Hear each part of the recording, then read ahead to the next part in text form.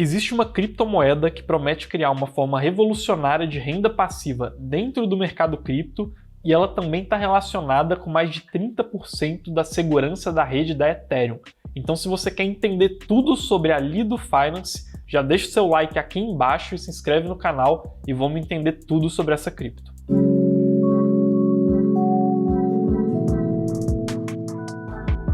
Então, a Lido Finance é esse protocolo cripto que tem um token chamado LDO, só que para a gente conseguir explicar um pouco melhor ele, a gente vai ter que voltar um passo para trás e falar dos algoritmos de consenso das blockchains. Então, basicamente, uma blockchain, que é a tecnologia que dá base para todas as criptomoedas que existem no mercado, é uma rede de computadores e elas precisam ter um algoritmo de consenso que é o que vai permitir que essa rede de computadores entre em um acordo em comum sobre as transações que estão sendo realizadas. Atualmente, existem duas famílias principais de algoritmos de consenso, que são o Proof of Work, que é utilizado pelo Bitcoin e trabalha com base no poder computacional, ou seja, são máquinas realizando cálculos matemáticos para tentar entrar em um consenso por meio da resolução desses cálculos. E uma outra família de algoritmos de consenso é a do Proof of Staking, que é um mecanismo que funciona por meio do trancamento de ativos para você ganhar o direito de ser um validador daquela rede. Então, basicamente, você trava algumas das suas criptos e, em troca, recebe uma recompensa da mesma forma que alguém que está minerando o Bitcoin usando o poder computacional também recebe uma recompensa em Bitcoin. Só que no caso do staking, ele é utilizado para muitas das novas criptos do mercado e a Ethereum, que atualmente utiliza o sistema de Proof of Work, que é o mesmo do Bitcoin, está em um processo de transição para dentro de alguns meses passar a utilizar o processo de Proof of Staking, ou seja, ela vai mudar o seu algoritmo de consenso. Então, recapitulando, o staking é basicamente o processo de participar desse algoritmo de consenso. Você tranca os seus ativos participando da segurança da rede e, em troca, você vai receber alguns rendimentos em cima desses ativos, como se fossem dividendos que você recebe quando você tem a ação de uma empresa. A grande questão é que nem sempre esse staking ele é acessível para todos os usuários. Em primeiro lugar, para você realizar esse staking, às vezes você ainda assim vai precisar de um certo poder computacional, que limita um pouco quais usuários vão conseguir entrar na rede e obter esses rendimentos a partir das criptos que eles têm. E um outro fator é que normalmente vai existir uma quantidade mínima de criptos que vão precisar ser colocadas em staking para você conseguir fazer esse mecanismo. No caso da Ethereum, a quantidade mínima que está sendo planejada é de 32 Ethers. Na cotação de hoje do mercado, vão dar mais de R$300 mil. E por conta disso, a maioria dos usuários do varejo não conseguiria realizar o staking pelos métodos convencionais. E aí começam a surgir algumas arquiteturas mais criativas para que esses usuários consigam, de alguma maneira, delegar esse staking, porque essa função de delegação não está presente de maneira nativa na rede da Ethereum. E existem também alguns problemas atrelados ao staking.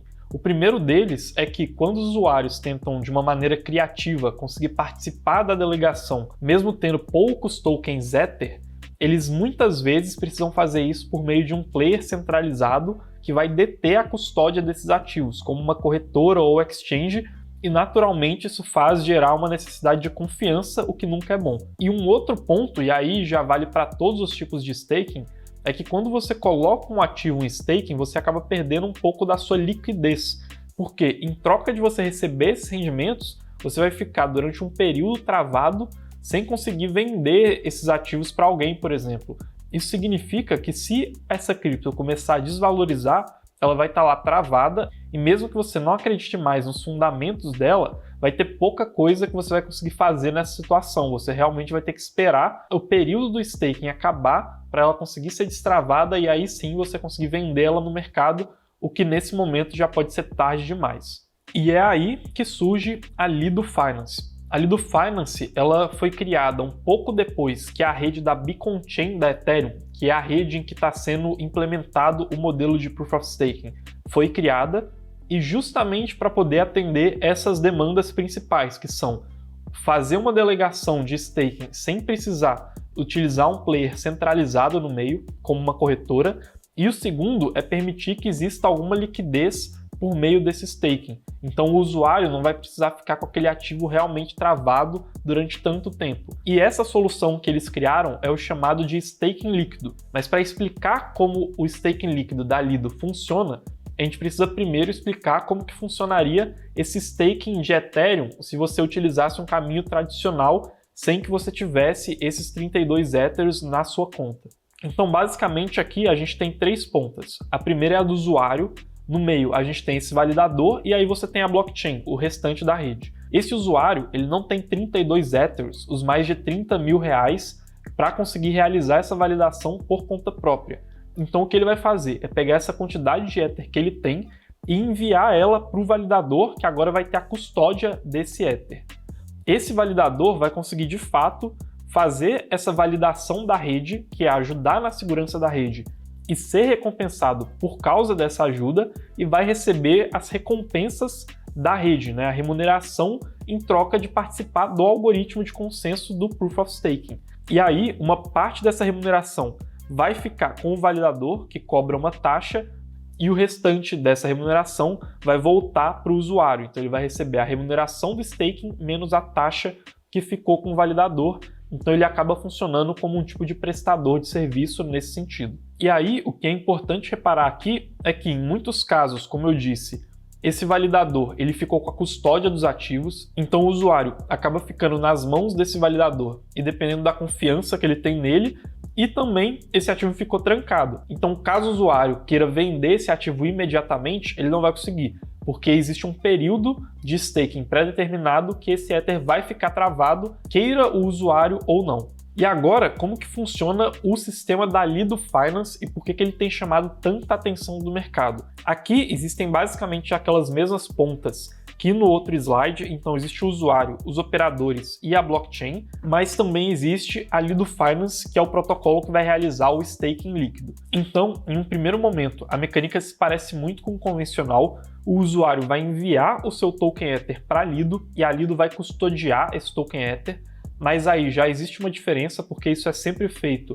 através de um smart contract que tira essa necessidade de confiança em uma entidade centralizada e no momento que o usuário envia esse token Ether, ele vai receber em troca uma quantidade equivalente de um token chamado ST-Ether.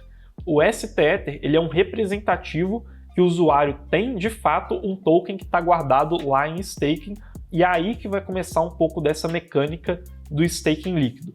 Mas uma vez que a Lido recebeu o token Ether, o que ela vai fazer é entregar para os validadores não o token Ether em si, mas sim a tarefa de validar esse token Ether na blockchain. E dessa forma, inclusive, a Lido aproveita para poder variar esses tokens que ela está enviando entre diversos operadores diferentes. E aí, se um desses operadores falhar, o risco para o usuário final é muito menor, porque os outros naturalmente vão tender a performar bem. A blockchain envia a remuneração pela validação que está sendo realizada diretamente para a Lido, porque a Lido que está detendo a custódia desse token Ether. E aí a Lido vai fazer uma distribuição dessa remuneração. Então 5% do que a Lido recebeu como recompensa vai parar nas mãos desses operadores pelo serviço de validação que eles realizaram. 90% dessa remuneração vai voltar para o usuário na forma de ST-Ethers e os outros 5% vão ficar nas mãos da Lido, e é assim que a Lido consegue gerar lucro e aumentar a sua tesouraria.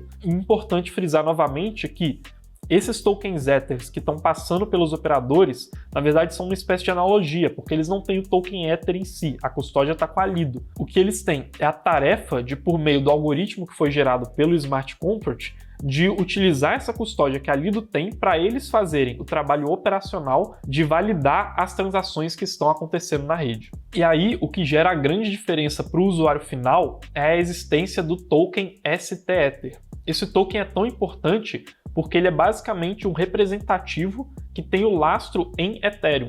Para cada ST-Ether que existe um Ether que está travado lá na Lido Finance.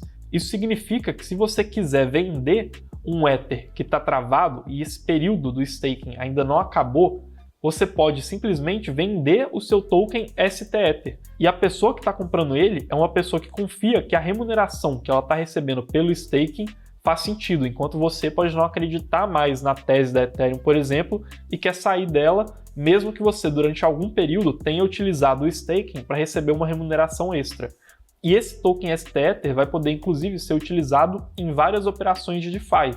Então ele vai poder ser comprado e vendido, utilizado para alavancagens ou outras mecânicas mais complexas, porque ele sempre vai representar um Ethereum que está em staking.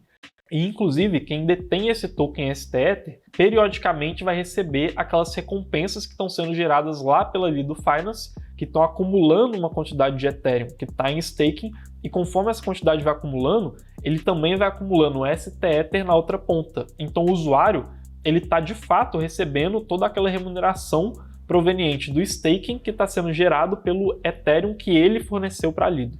Hoje, na Lido, não existe só o token Ether para você realizar esse staking líquido. Também existe o token da Solana, da Polygon e da Kusama.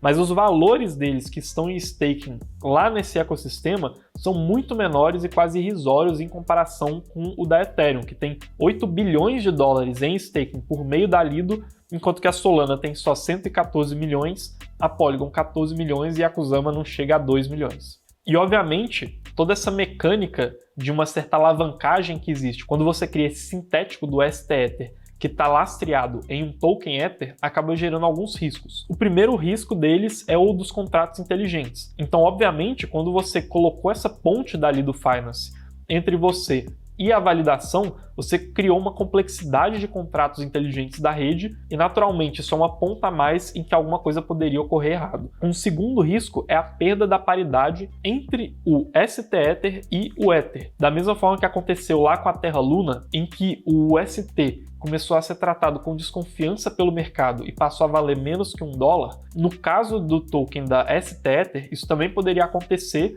e ocasionar, de certa maneira, essa falta de correlação entre os preços. Seria um risco sistêmico muito menor do que o que ocorreu em Terra Luna, porque aqui, de fato, existe um token Ether para cada token STEther que está em circulação no mercado. Mas isso poderia gerar uma certa desconfiança e um desconforto com o protocolo e fazer menos usuários utilizarem ele se essa correlação não voltasse rapidamente e gerasse algum problema em algum protocolo DeFi. E, naturalmente, o terceiro ponto é esse risco sistêmico que poderia contaminar outros protocolos que estivessem utilizando o STEther em alguma operação. E esse sistema da Lido Finance, ele deu tão certo que atualmente eles são responsáveis por intermediar mais de 30% dos tokens Ether que estão fazendo a validação lá na Beacon Chain.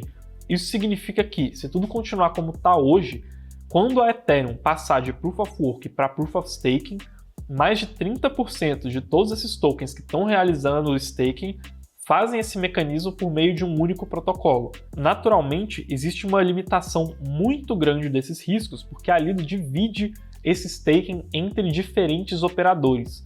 Mas ainda assim poderiam ocorrer algumas coisas, e inclusive esse foi o tema de um dos nossos Minutos Cripto dessa semana. Para você que não conhece, o Minuto Cripto é a nossa publicação diária, uma newsletter que você vai receber todos os dias lá no seu e-mail às 7 da manhã, de 3 minutos de leitura sobre os principais protocolos, as principais notícias e análises do mercado cripto. Então, se você quer ficar por dentro de todas essas novidades, clica aqui embaixo e se inscreve no Minuto Cripto para você conseguir receber essas próximas análises, inclusive relacionadas à Lido Finance.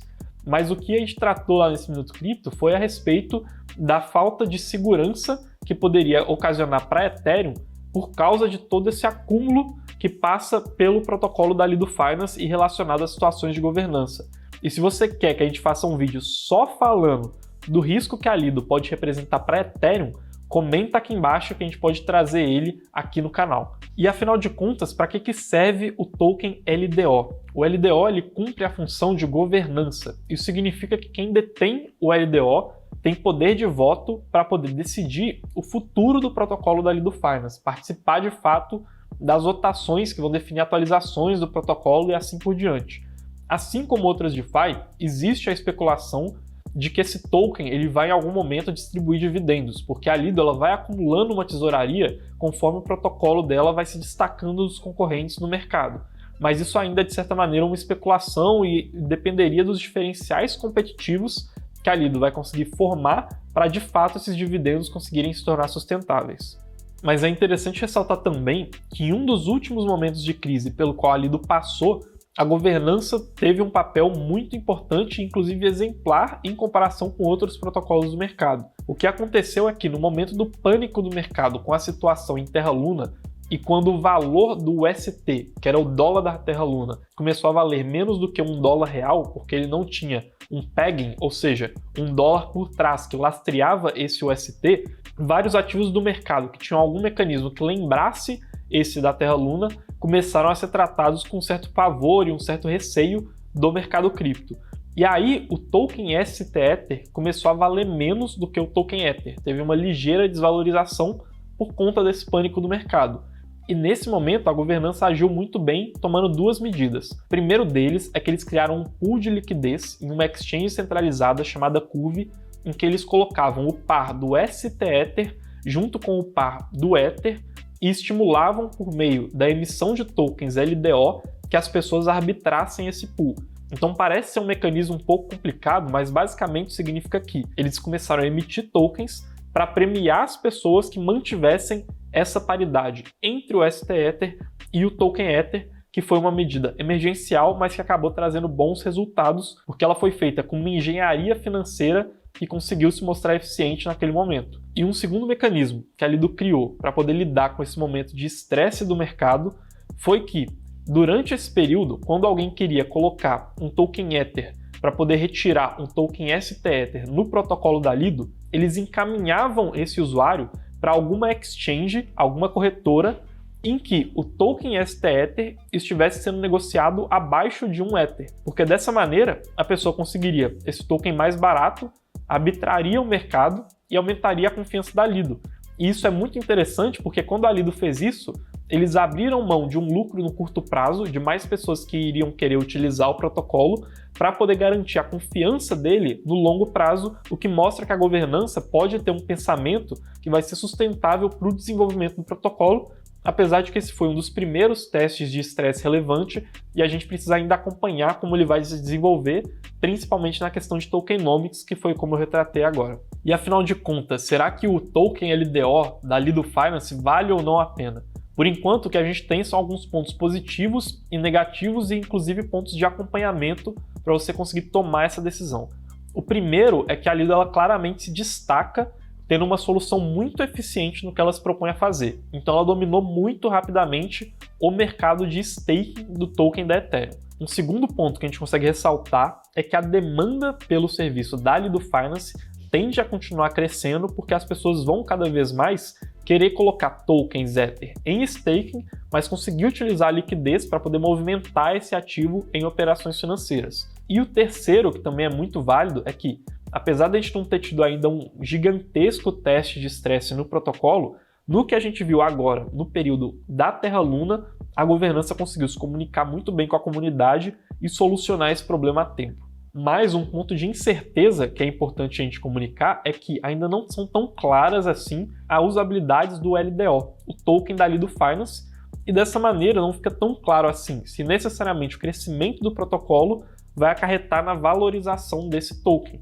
Então, justamente, ponto importante de se acompanhar agora são as propostas de governança que visem alterar esse tokenomics da Lido Finance. Mas e aí, você investe no token LDO? Comenta aqui embaixo e também não esquece de comentar se você quer que a gente traga um próximo vídeo falando só sobre os riscos que a Lido Finance pode oferecer para Ethereum, e também eu vou deixar aparecendo aqui uma live em que a gente tratou um pouco mais a respeito desse tema. Não esquece de deixar o seu like aqui embaixo e se inscrever no canal, e a gente se vê em um próximo vídeo. Até mais!